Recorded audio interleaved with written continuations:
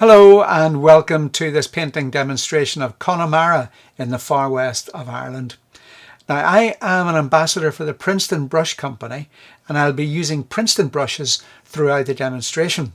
The two series that I really like to use are the Neptune and the Aqua Elite. Now, both of these series are fully synthetic brushes, but they're better than any synthetic brush I've ever used. And I'll be using these for most of the painting. The Neptune range is synthetic squirrel, so they hold plenty of paint and have really soft hair, so they apply the paint really gently. The Aqua Elite is synthetic Kolinsky, so they're a little bit springier, and they're ideal when I want to make some more precise marks. Now I'll be using these brushes for most of the painting, but I'll let you know a little bit later on all about the other ones that I'll be using then. I'll be painting on Saunders Waterford paper, and Saunders Waterford paper is, this is the white version, which is quite creamy, but they also do a high white version, which is slightly whiter. And this is a rough texture, which is good for this type of landscape. My paint is my Mary Blue watercolour, which is made in Italy, obviously artist quality. And I use a fairly standard twin primary system, so I use a warm and a cool version of blue, red and yellow, and a couple of other ones. So I've got sort of basically ultramarine and cyan, phthalo blue. I have Pyrrole red, sandal red as it's known in my Mary Blue, quinacridone magenta, and my two yellows I'm just going to call those warm yellow and cool yellow, because it doesn't really matter which one, which you use, which warm or which cool yellow. They do much the same thing. A few other little ones here too. We've got burnt sienna, cobalt blue, brown madder, which is rather nice to use, some white, which I use occasionally. Whether I use it today or not, I don't know, and a little bit of Naples yellow.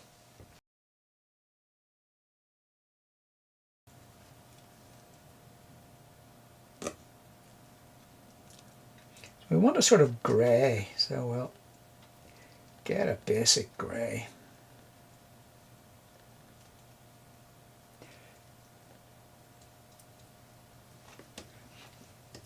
And I also use some cobalt blue while I'm doing this. Keep dipping, so do not keep on with the brush until it completely runs out of colour. If you do that, things will dry and it will not be good.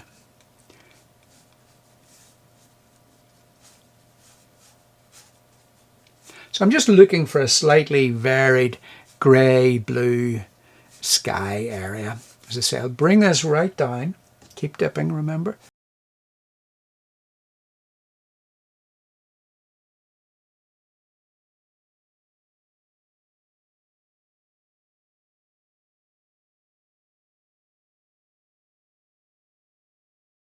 The buildings will be darker than the mountains behind, but I'll just soften it a little bit so I don't get any awkward drying marks. Same as here. Don't mind that, because that's going to be the actual border between the hills and the water.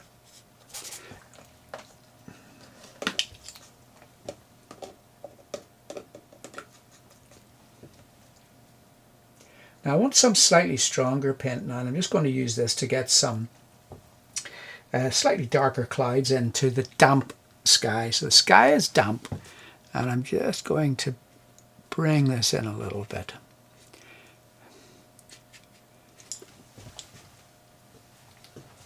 Could be doing with being slightly damper actually, so I'm just going to give it a quick spray. That's better.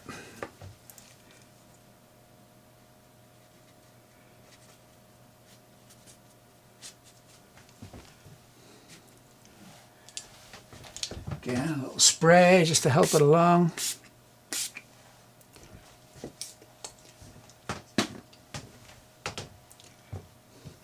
And I can also use a little bit of kitchen paper just to lift out some lighter areas of cloud. So just using it almost like a little brush. rather than pushing it hard. Pushing it hard tends to just take too much paint off, whereas I think it gives more interesting control when it's done like this. So a little bit of variety in the sky. We've even got a little bit of a storm cloud there, but that's okay.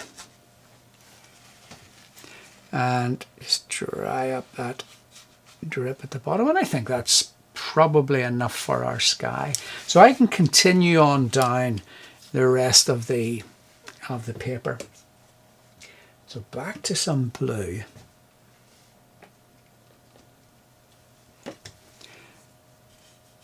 It's quite a dark area of sea there, but I'll get this in just to begin with, and then it's really all about the sort of earthy colours of the landscape. So again, just varying these a little bit.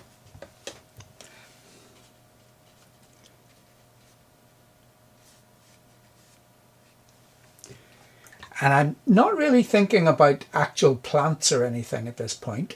It is all just getting some interesting colour on. That's all it is.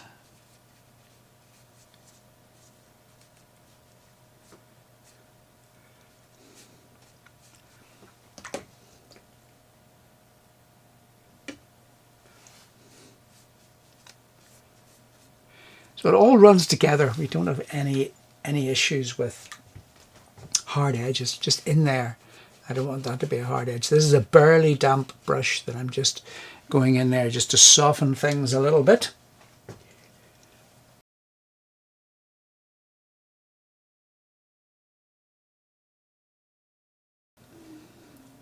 I'm using the mixtures of colours that I've made up there and just completing the wash down to the bottom.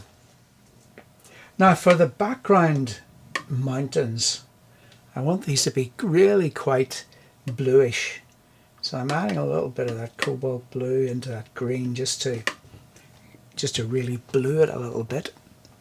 And I'll get some purer blue, and I'll use that for the very distant hills or distant mountains.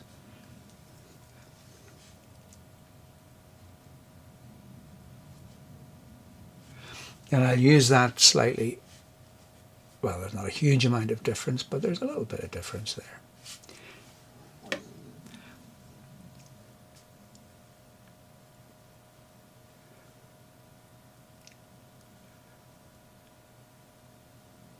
Again, as few brush strokes as possible,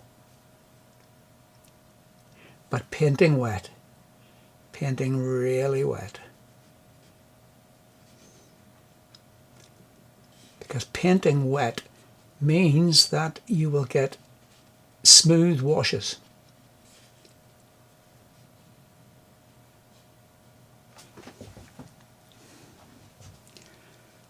Now that gives us the background mountains, but I can also change things a little bit back there.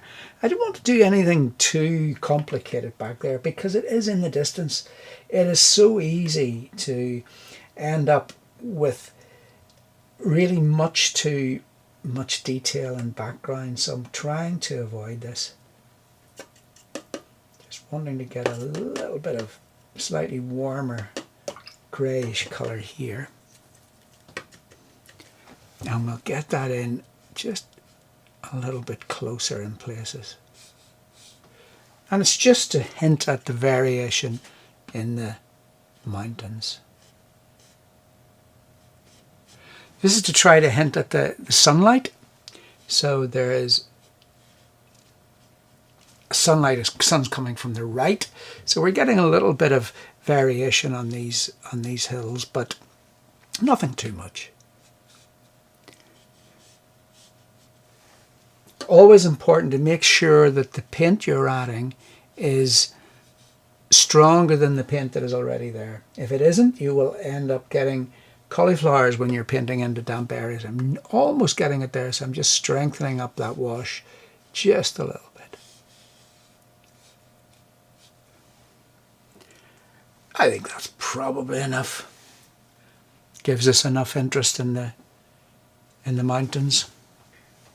Now my sea is really very, very dark, so I need dark blue. And I can get a dark blue very simply, like this.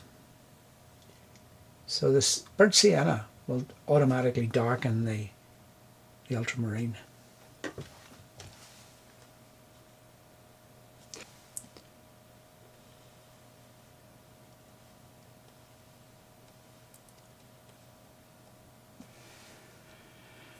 Yeah, it's okay. And I'm leaving a little sort of pale strip back there, and that's really just to hint at the beaches on the far side.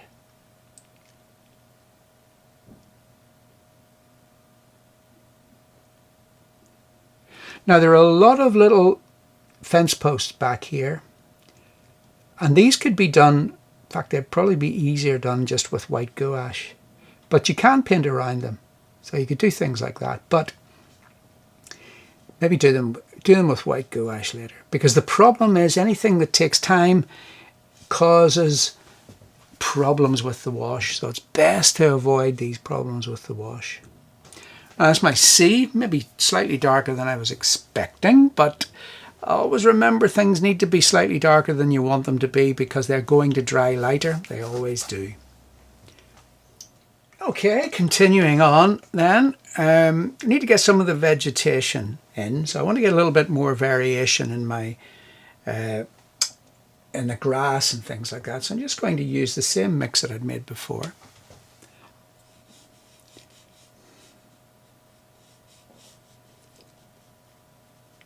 And I'm really just trying to do a few little splashes of colour just to hint at, as I say, at the variation that we get back here.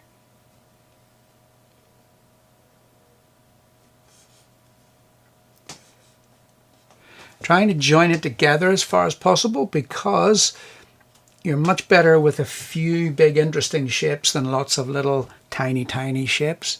So trying to make sure we keep that. I want to get a hint of a little laneway running up here. No, that's okay, but it's a bit too many lines, so I'm just going to use my little softening brush here, just barely damp, and that will just simplify that a little bit. And some stronger colour for the closer part.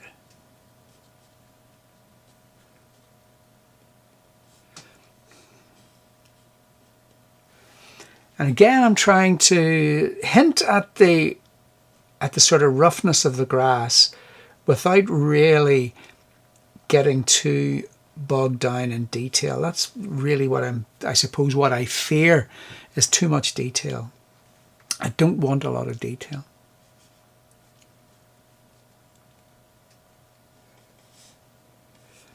Back here we've got trees and we've got little plants and things, gorse bushes with some yellow flowers, so we can get some yellow on that.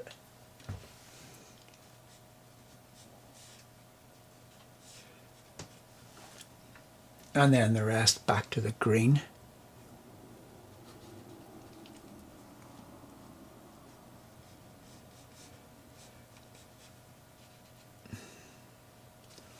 And I want this to be quite dark at the bottom, so I'm going to add in some more of this sort of dark mix that I had before.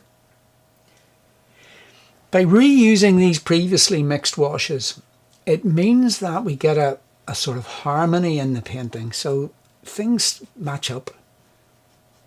Whereas using completely different colours in different parts of the painting often causes a few issues. Get that slightly darker on the left side, slightly lighter on the right side. Again, just maybe lighten it a little bit more. That's better. A little bit more variety in there.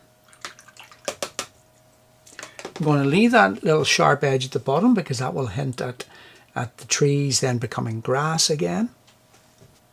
A little wall in here. Too dark. I'll dilute that a little bit.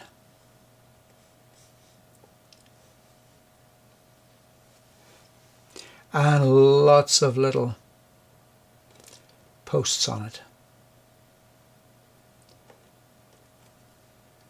Well, I don't think there are that many posts on it in reality, but I thought it might look interesting.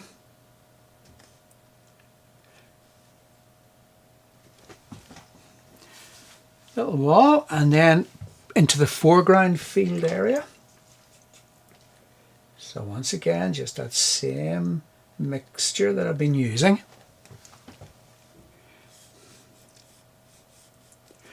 Perhaps just dampen that a little bit so that then I can paint my green into it and I'll automatically get softness, which is what I want, at least in part.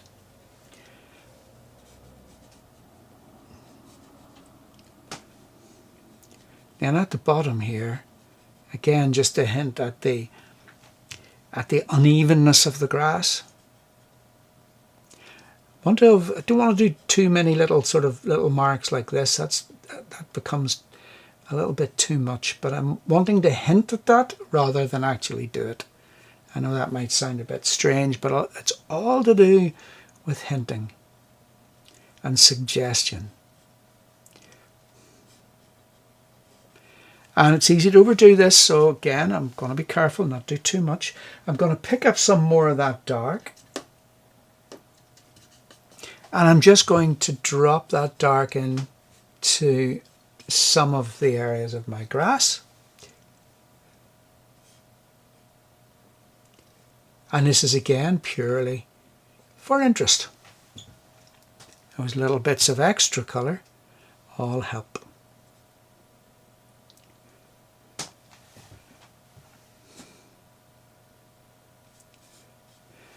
Okay.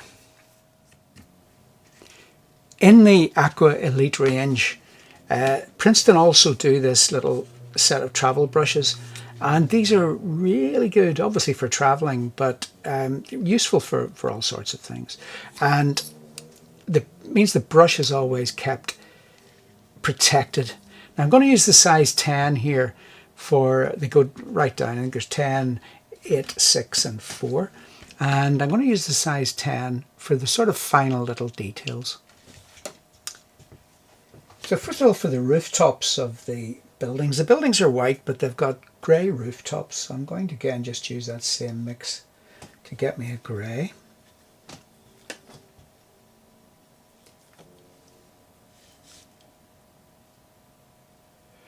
That's not going to work because I need that top of the roof to be contrasting against the mountains behind. So I think I'll just dampen that and drop a little bit of that colour in so that I get the colour, or the tone rather, the value, for the bottom part of the roof, but I don't have to worry about the top part. A little bit too much there, so again, clean that off. So notice the way I can use the roof, I can make the roof be light at the top and dark at the bottom.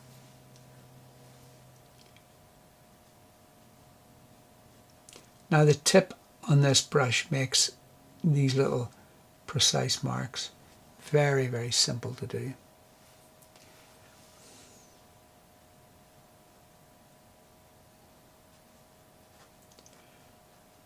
And then a little bit lighter for the side.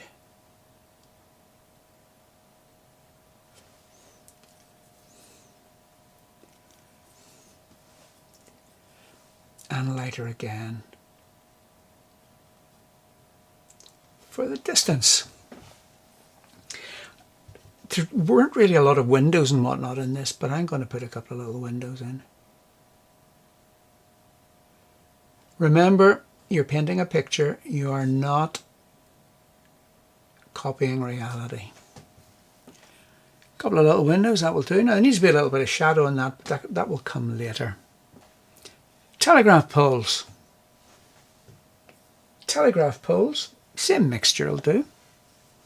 And I can use the fine point in this and just, some people do this very quickly, but I actually find if it's done quite slowly, it actually works better.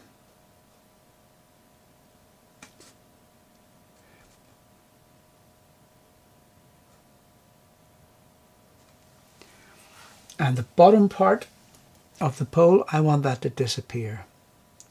So I'm just going to let that disappear into the vegetation. A little bit more.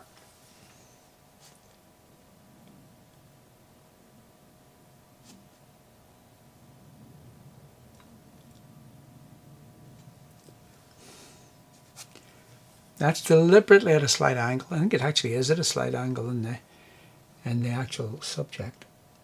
But again, it gives a bit of variation.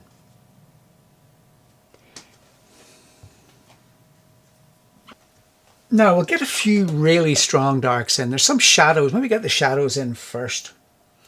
And for the shadows, I'm going to use a mix of the ultramarine and the brown matter. And I'm just going to do a very simple shadow wash. That's all. Nothing too complicated.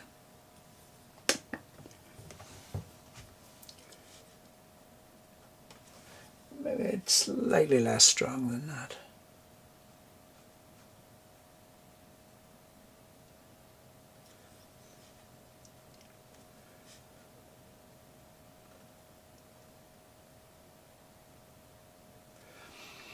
That'll need to be dark in there too, so I'll have to think of a way of separating those a little bit later. But we'll be able to do that. A little bit of shadow under the eaves. And then some extra little bits of shadow as well. So in my trees, plants, things like that, just little splashes of colour.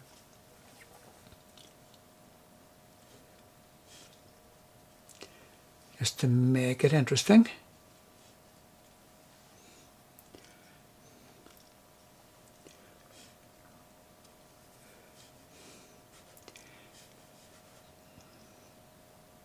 Another little building back there. It's not of very much interest, but it is there. And then lots more fence posts. Fence posts everywhere.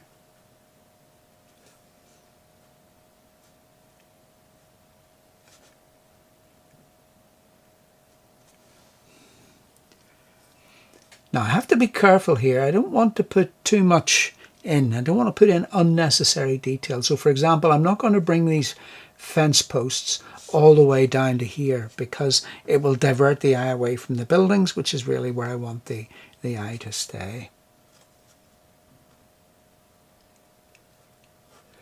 My wall here, again, I just want to get a little bit of variation in that.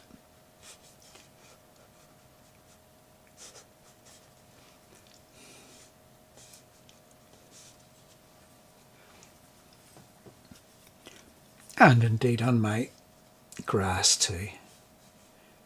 Now one thing you can do that can work quite well is a little bit of a darker shadow along the bottom can really help to keep the light in the center of the painting. So I'm just going to go back to my larger brush, the quill brush, and get a little bit more of that shadow. And but it's a bit weak now. Just strengthen it up slightly.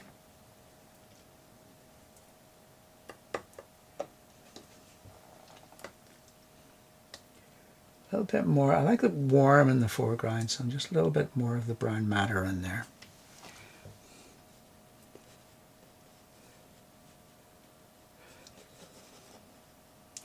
Shadow would be rough. It's over rough ground. Remember, keep dipping your brush back into your paint. You want lots of paint in your brush so that it flows off the brush. You should never have to scrub. If you find you're scrubbing with your brush, you're doing two things. First of all, you're wearing away your brush, although these Princeton brushes actually take a lot of abuse. I've been using this one for months and months and months. Look at the point that's still there on it. A few little more of these is say keep it slightly rough. And that's just hinting at something casting a shadow from the right hand side. All it is doing really is just providing a little bit more interest in our foreground, I suppose. Now I'm going to mix up a really strong dark mix. That's ultramarine and burnt sienna. And I just want to use this just to get a few little extra marks on my poles here.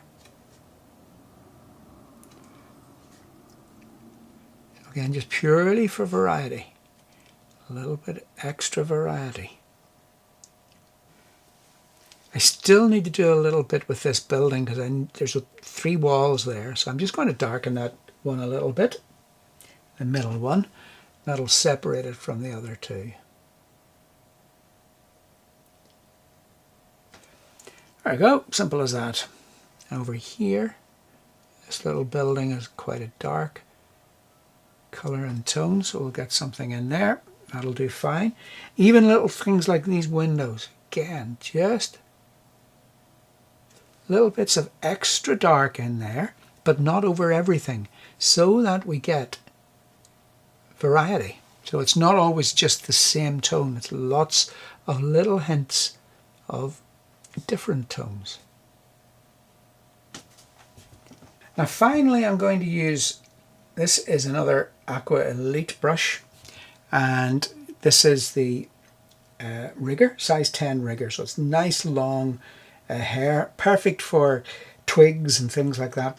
And I just want to get a little bit of light just down the sunlit part of that, particularly where it passes over the dark sea behind. Same thing here, a little bit there. Same thing here.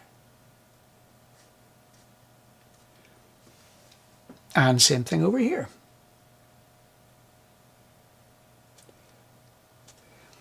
Now it's almost imperceptible, but it does help.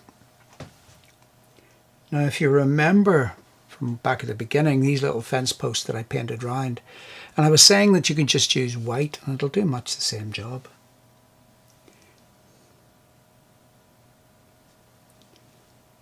And it does.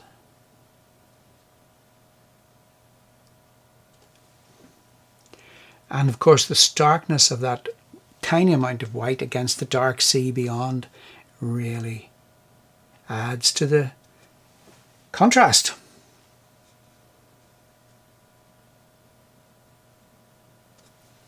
And you know what?